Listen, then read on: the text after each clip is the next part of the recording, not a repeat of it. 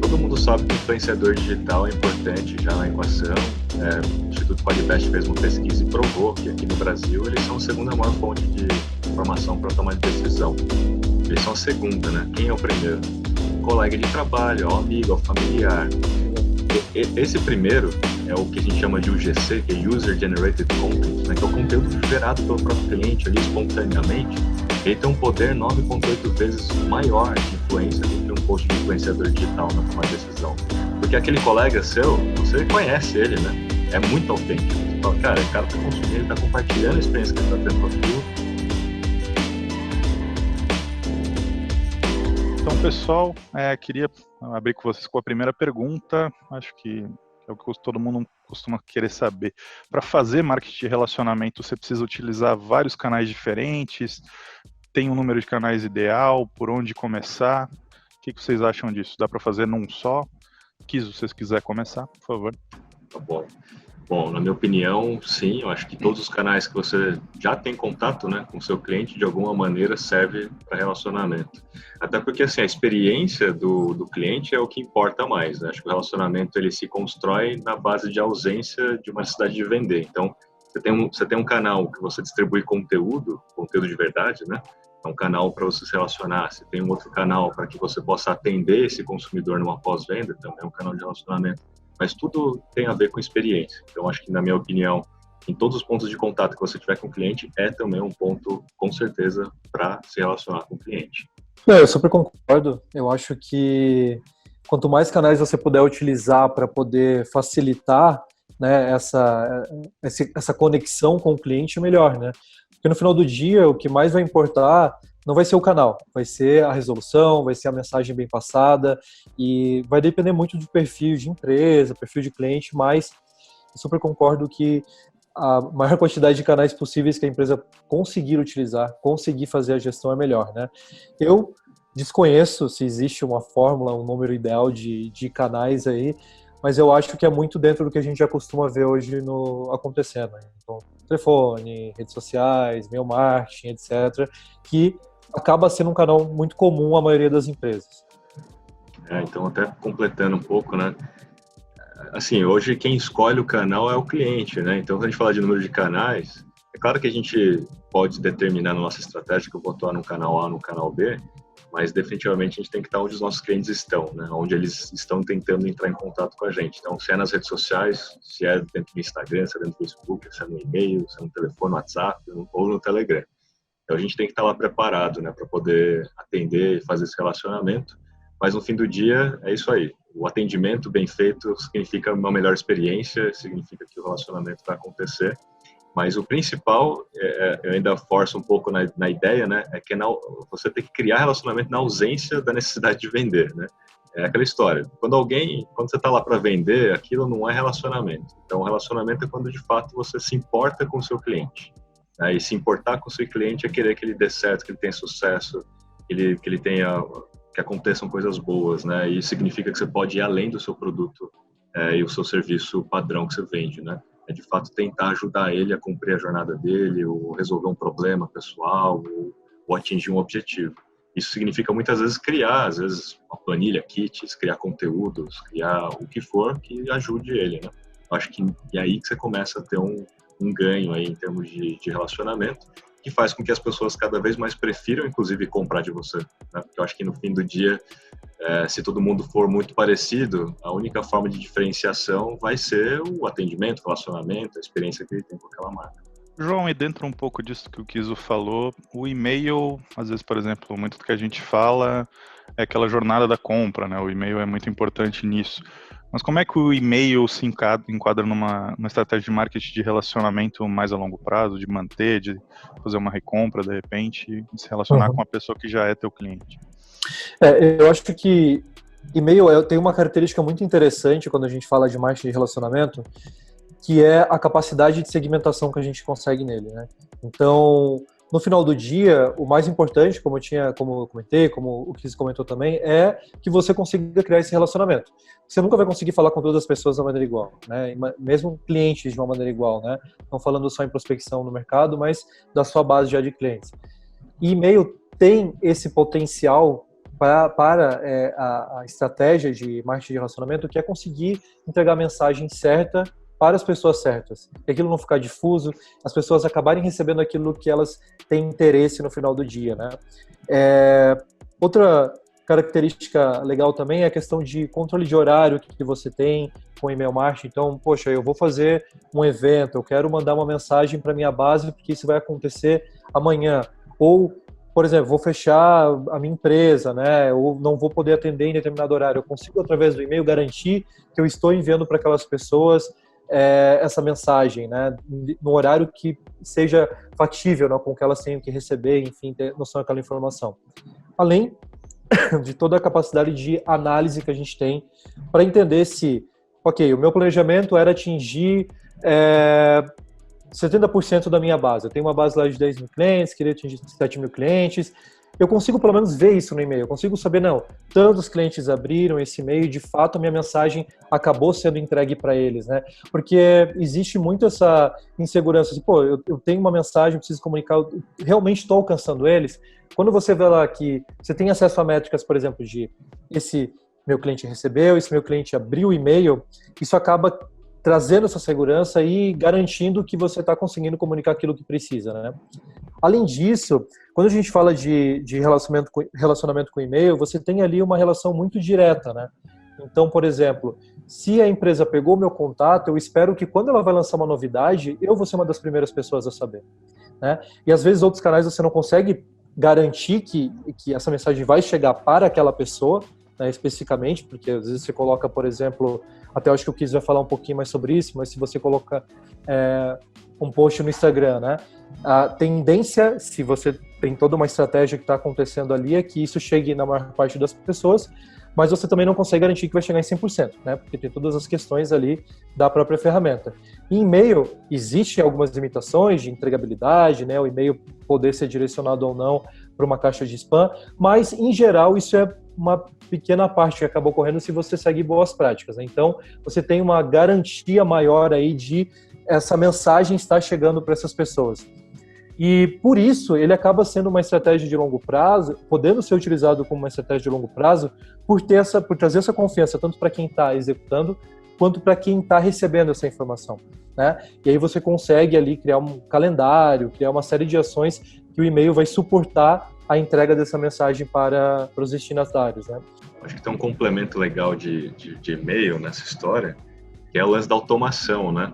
Que quando você consegue entender quem é a persona que está do outro lado, quem é a pessoa que está do outro lado, né? Com base aí em troca de mais conteúdo, né? Então vamos falar de topo, meio e fundo de funil, né? Então, assim, no topo é mais genérico, você não sabe quem é a pessoa direito. No momento que ela deixa mais informações em troca de mais conteúdo, você vai fazendo as perguntas certas e vai identificando. Ou dependendo do conteúdo que ela leu num blog, você já consegue enriquecer sua base de dados. E aí o e-mail ele entra como um protagonista absurdo, assim, porque você consegue entregar cada vez mais conteúdos personalizados, né? Começa com genérico, vai para o customizado no meio do funil e vai para personalizado aí no fundo do funil. Esse seria, acho que para mim, o modelo mais ideal quando a gente fala de marketing de relacionamento por e-mail, né? É chegar no fundo realmente personalizado.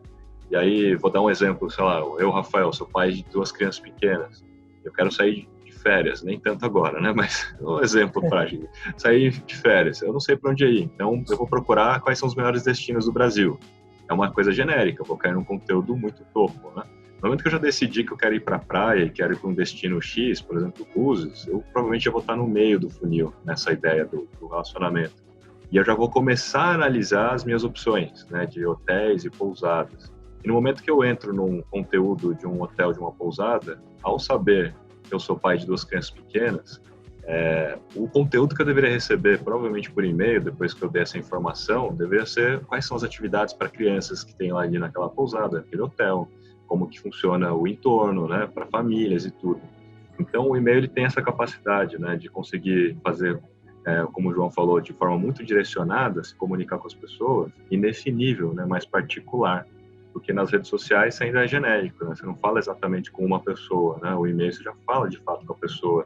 E aí, pegando o gancho lá da entregabilidade, as redes sociais têm uma entrega orgânica muito menor do que a entrega de um e-mail marketing, né? Então, esse é um ponto importante para se dizer. Então, ele é realmente não é uma coisa ou outra, né?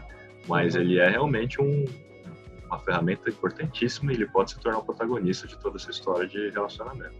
Eu achei muito interessante trazer esse ponto da automação, porque indo além até, né, por exemplo, a gente consegue usar a automação para, a partir das ações que o meu cliente vai fazer no meu site, com as minhas, enfim, a partir de uma compra que ele fez, e também o comportamento dele, né? Ação e comportamento. Eu consigo pegar essas duas atividades aí para criar condições e colocar ele em fluxos, por exemplo, que vão enviar e-mails conforme ele precisar. E aí a gente a gente pode trazer exemplos aqui de empresas do ramo de tecnologia, né? Onde é muito comum, super forte hoje essa questão da economia de recorrência. Então você precisa estar ali garantindo que o seu cliente vai utilizar, por exemplo, uma ferramenta, né? Então você pode ver que, dependendo do uso que ele faz, você consegue colocar ele em algum fluxo específico de e-mail, onde ele vai receber um e-mail para ele aprender a utilizar mais aquilo, ou para ele entender todos os recursos que ele tem em outra área da ferramenta, que podem complementar o que ele está usando, ou ele pode até ter interesse, né? Então é muito interessante como o e-mail consegue ser trazer essa personalização para essa mensagem, o que deixa muito mais rico para o usuário final, né? E quanto mais a gente consegue garantir essa mensagem assertiva, essa mensagem personalizada, mais a gente vai garantir o engajamento dessas pessoas com o e-mail e menor vai ser as barreiras para a gente conseguir entregar outras mensagens na caixa de entrada também. Kizu, e agora vamos puxar um pouco para redes sociais, então, porque senão, né, a gente só privilegia e-mail, eu, João, só o João vai falar, não dá. Pode contar um pouco pra gente aí de algumas estratégias de relacionamento em mídias sociais? Eu vou incluir, não é exatamente uma rede social, mas vou incluir os apps de mensagens, né? WhatsApp, Boa. Telegram, etc., né? Messenger. Porque, de alguma maneira, eles estão todos ali muito juntos, né? Mas quando a gente fala de redes sociais, é muito oportuno, né? A gente está mais próximo das pessoas, não de forma tão personalizada assim, mas está mais próximo das pessoas, porque é o canal mais usado por elas no dia a dia, né? É onde elas passam mais tempo do dia dela, inclusive mais tempo do que assistindo televisão, né? Então, assim, a gente estando ali nas redes sociais, a gente vai estar fazendo parte do dia a dia conectado das pessoas, a gente vai estar fazendo parte do celular delas, né? E isso é muito legal, e o conteúdo é muito importante para isso. Então, quando a gente fala de mais de relacionamento e a história toda de ser mais sobre aquilo que você sabe, menos daquilo que você vende, né? Você estar 80% do tempo fazendo conteúdo para tentar sanar os pontos de dores dos seus clientes, né? E aí, um ponto que eu gosto bastante de colocar quando a gente faz estratégias de marketing de relacionamento é olhar além do funil de vendas, né? Muitas das estratégias, eles focam muito em funil de venda, funil de venda, funil de vendas. Pegando aí uma jornada completa, então você tem ali o awareness, né? Colocar o produto e serviço no radar, gerar consciência de que você existe, gera interesse, tem a conversão, aí você tem uma pós-venda. Eu divido o pós-venda em duas etapas, que é a experiência própria e a experiência compartilhada. É tentar transformar o seu funil de vendas num megafone para criar promotores de marca. E acho que a parte mais importante da história de relacionamento vem aí nesse pós. Porque se você criar uma experiência positiva ao longo da jornada toda e começar a criar conteúdos exclusivos, inclusive para quem já é cliente, por exemplo, fazer uma pesquisa de NPS, Net Promoter Score, né? Você faz uma pesquisa de NPS, de 0 a 10, o quanto você me indicaria aí para alguém? Pega todo mundo que deu uma nota boa, ou seja, as notas maiores, né? E coloca eles num grupo de uma lista de transmissão no WhatsApp ou num grupo do Telegram, ou mesmo transforma eles em melhores amigos na lista do Instagram, no Close Friends. Aí você tem condições de criar um canal de distribuição de conteúdo exclusivo. E aí tem que dar essa conotação de que aquele conteúdo é super legal, que é só para aqueles clientes e tudo mais.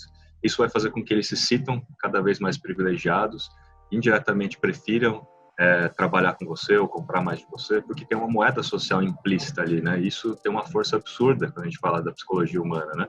Essa moeda social, ainda mais se você falar, gente, é só para vocês, não conta para ninguém. Eles vão querer contar para um monte de gente, né? Eles vão se sentir muito, né? Então, é muito importante criar cada vez mais promotores de marca e aí começar a incentivar na última etapa que eles compartilhem as experiências que eles têm com o seu produto, seu serviço com outras pessoas. Você pode fazer programas de member get member em troca de benefícios para quem indica e de quem é indicado. Pode trabalhar com várias formas, né? Ou até concursos exclusivamente para clientes. Isso tudo vai fortalecer o relacionamento, porque eles estão entendendo que eles estão sendo privilegiados e não está aberto para todos, né? E aí tem o ponto positivo lá da história do NPS, né? Na verdade, até uma dica para todo mundo: não faça esse tipo de serviço com todo, ou esse tipo de coisa com todos os clientes. Você vai ter um monte de detrator lá no meio também, né? Isso não é bom. Faça com quem é bom, faça com quem é cliente que já é promotor por natureza, né? Então a rede social ela entra muito muito bem, né, nessa estratégia, principalmente no pós, onde você tem ali canal direto para distribuição desse conteúdo, fora o e-mail também. O e-mail também pode servir como canal, né, direto. Cria uma lista só para quem é cliente bom. E assim, as redes sociais em particular, Instagram Stories ou formatos, né, de vídeo vertical mais pessoais, né? O Stories acho que é o mais emblemático, né? Ele tem uma pessoalidade muito grande. É diferente de um post no feed, que ele tem uma cara mais profissional, muitas vezes até com uma cara mais de propaganda, de uma coisa assim. Já o Stories não, ele é muito real, né? Ele é muito humano, é muito pessoal. Ou deveria ser, né? Todo mundo que faz Stories deveria partir para esse toque, né? E eu acho legal das redes sociais. Eu até quis, talvez você me atualize, eu não sei se isso continua ainda, mas por muito tempo o mapa da mina assim, que as pessoas queriam descobrir era como viralizar as coisas, como fazer as pessoas falarem, como fazer as pessoas compartilharem, e aí você conseguir um alcance 10, 30 vezes maior do que você teria, muitas vezes até investindo, né? E eu acho que essa forma de trabalhar garantindo que você está falando somente com essas pessoas que são, de certa forma, advogados da sua marca ou estão mais próximos de serem, porque estão dando notas mais altas ali no NPS, garante que você consiga iniciar um caminho para isso, né? E uma vez que a pessoa está falando da sua marca, nenhuma ação vai ser mais forte do que essa, né? Quando alguém vai lá e dá credibilidade. Tanto é que a gente tem uma força muito grande de influenciadores, né? Porque quando alguém fala do meu produto, do meu serviço, ele está dando a credibilidade dele, né? Não tem essa barreira de ser, não é algo, não é uma organização, não é uma instituição, é uma pessoa que está falando, é alguém como eu, né? Então, teoricamente, eu me aproximo muito mais dela. E essa é uma característica muito interessante das redes sociais, né? Que consegue garantir isso. Então, quando você pega essas pessoas, eu acredito que é legal, é super interessante trabalhar conteúdos até com elas para que elas possam expandir para fora, né? Possam ajudar a tornar esse conteúdo ainda mais compartilhável, né? Eu posso dar alguns dados, João, sobre isso, para afirmar isso que você está falando, né? Todo mundo sabe que influenciador digital é importante já na equação. O Instituto Qualibest fez uma pesquisa e provou que aqui no Brasil eles são a segunda maior fonte de informação para tomar de decisão. Eles são a segunda, né? Quem é o primeiro? O colega de trabalho, o amigo, o familiar. Exato. Esse primeiro é o que a gente chama de UGC, que é User Generated Content, né? Que é o conteúdo gerado pelo próprio cliente ali espontaneamente. Ele tem um poder 9,8 vezes maior de influência do que um post de influenciador digital na tomada de decisão. Porque aquele colega seu, você conhece ele, né? É muito autêntico. Você fala, cara, o cara está consumindo, ele está compartilhando a experiência que ele está tendo com aquilo, e isso tem um poder muito grande, né? Então, quando eu falei de member get member, uma outra ação fantástica seria ações para você estimular o UGC. Coisas simples, assim, por exemplo, pegando o gancho da ideia do exemplo da pousada lá, né? Então, fui para uma pousada, beleza, comprei e fui. Entrei no quarto, tem uma carta ali em cima da cama. E olha que geralmente a gente só vê isso em hotéis de 5 estrelas, né? Mas uma carta 4 para CrossFit, não custa nada, né? Não é... Pô, eu poderia ter feito uma carta numa pousada com o nome da pessoa. Olá, Rafael, tudo bem? Pô, espero que a sua estadia seja incrível, você já vai fazer fotos maravilhosas, que eu sei. Se você usar a nossa hashtag, né? Hashtag aí da pousada X, a gente vai ter uma surpresa para você no checkout. Quando você fizer o checkout, você vai poder escolher uma foto sua, do seu Instagram, com a nossa hashtag, para levar para casa de brinde, impressa. Tipo, no estilo Polaroid imantada ainda, para você colocar na sua geladeira. Gente, isso custa muito barato, né? E você já fez um call to action. Eu já ia fazer um monte de foto, né, na minha estadia, só que agora eu vou fazer fotos com a hashtag, vou mencionar mais a pousada que eu tô. Então, é um estímulo simples que vai fazer o GC acontecer, vai promover mais o negócio, e isso tem um poder incrível, porque não é a própria marca falando, você está colocando. Muito legal. Eu achei esse exemplo, inclusive, muito, muito bacana. Mas outro ponto também que eu acho muito interessante, que você citou, só para a gente reforçar ainda mais, é essa pessoalidade, essa humanização que tem com as redes sociais, né? Porque, por exemplo, se a gente for comparar aqui, até e-mail eu consigo segmentar, eu consigo super direcionar uma comunicação que eu preciso que aquela pessoa receba, mas é um pouco mais difícil, embora a pessoa pode responder o e-mail, eu posso ficar respondendo, criar essa conversa, né? Na rede social, pelas pessoas estarem acostumadas a utilizar aquilo no dia a dia delas, a barreira é muito menor. Para ela pegar e começar uma conversa com você, esperar uma resposta de você em um tempo X ali. Então, aproveitar isso é super importante. E eu acho que no final do dia, até a rede social, ela acaba sendo um canal muito fácil para a maioria das empresas utilizarem, independente do tamanho que ela tem, independente da estrutura que ela tem, porque todo mundo, como indivíduo, já tem um smartphone, já usa a rede social. Então, é algo que já está no nosso dia a dia, né? E-mail ainda a gente tem essa questão da pessoa aprender um pouco como utilizar a ferramenta ali, mas na rede social não. Então, eu sinto que as empresas ainda não, por mais que utilizem na vida delas, ainda não entenderam todo o potencial que tem ali. E às vezes até deixam de fazer ações pequenas como essa que você citou, que não é uma ação enorme, que vai gerar um custo ou um tempo para desenvolver alguma coisa para ela ser colocada em prática, né? Às vezes uma ação pequena ali na rede social pode fazer muita diferença, só você juntar essas pessoas e fazer com que elas conversem entre elas, né? Quanto feedback pode ser colhido ali, para que você possa até alterar processos, para que você possa entender aonde melhorar, né? Porque muitas vezes a gente acaba vendo o problema quando ele já está muito grande, né? Situações de atendimentos ruins, etc. E às vezes pescar essas particularidades que são citadas ali, né, seja num canal que você criou para algumas pessoas, ou até mesmo, dando adicional aqui, olhando comentários que as pessoas fazem, é super interessante, né? Você tem ali um grande canal de pesquisa ali, que muitas vezes tem grandes corporações que pagam muito para conseguir, né?